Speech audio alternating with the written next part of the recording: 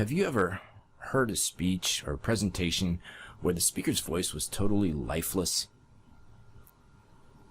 Your speaking or voice power has an incredible effect on the way you captivate your audience, and so you want to use all of that. As I mentioned before, Albert Mehrabian at the University of California, Los Angeles, did research, late 60s, early 70s, on communication and the effect it has on us.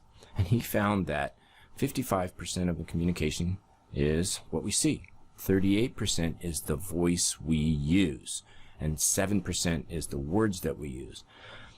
The reason we have voice is such an important part is because it can really make that speech captivating, or it can lose that audience. So let's look at this in this section.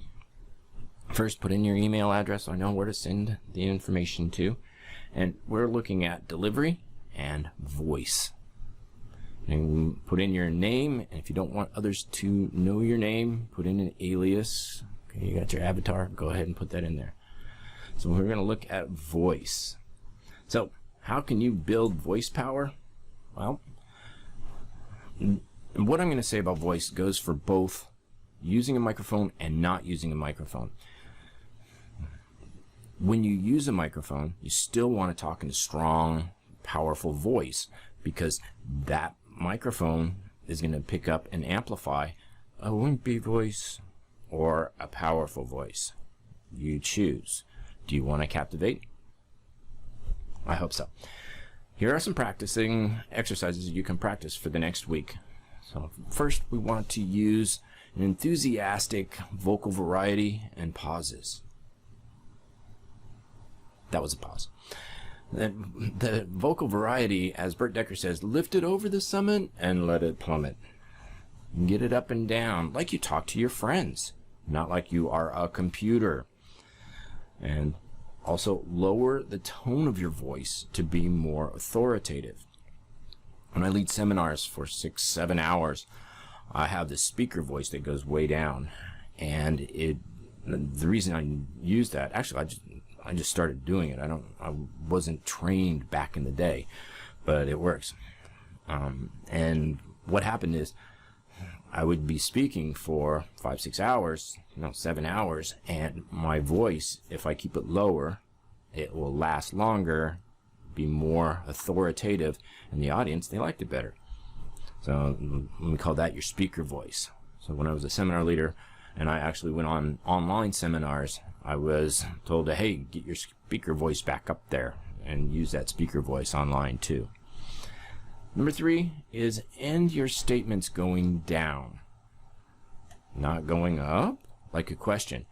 Going down communicates more authority. So end each statement going down, and then project from your belly button. Nice, deep, strong voice, not from up here, but from down here. Okay. Now, and the next one is speak from to the back of the room. Practice your voice in speaking to the back of the room.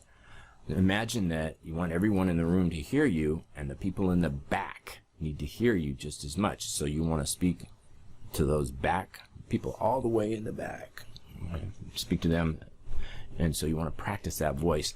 Don't overdo it at first. You need to practice it and build up your voice muscles and strength. And then number 6 is rehearse your sincere voice when you're nervous. When you're nervous, you just start talking in a voice that's not really yours. So rehearse it, record it, use your phone, use your device, record it on the computer, but record it, and especially when you're nervous, because there's no such thing as faking sincerity. But the key here is that when we're nervous, our voice becomes insincere. Then number 7, avoid these 4 voice mistakes. First is dropping the volume at the end of the sentence. This is an easy thing to do when we're trying to think about what am I going to say next. And then make sure when you're nervous, your tone of voice is not rising. Also, we tend to use vocal pauses instead of just pausing to make a point. Please avoid using those vocal pauses. They distract your audience. They don't make you sound very good. Last, we assume that the microphone is going to do all the work for us. That is a big mistake. Make sure you project. You are strong. You get that voice across. That's using your voice. Let me conclude this session. Before I conclude, I should say that practice these. Use them at work. Use them with your friends. But practice using these different techniques for the next 2 days, and then come report back. You'll be surprised at what you start to notice about your own voice, especially if you're using a recording device. So now let me conclude. We talked about voice in this session. We talked about using a lower voice and tone of voice and going down, projecting from below, using that and talking to the back of the room, and rehearsing and practicing your sincere voice and avoiding some mistakes. And this is important because that communication, the voice, can really captivate your audience. So use your power of voice, captivate your audience.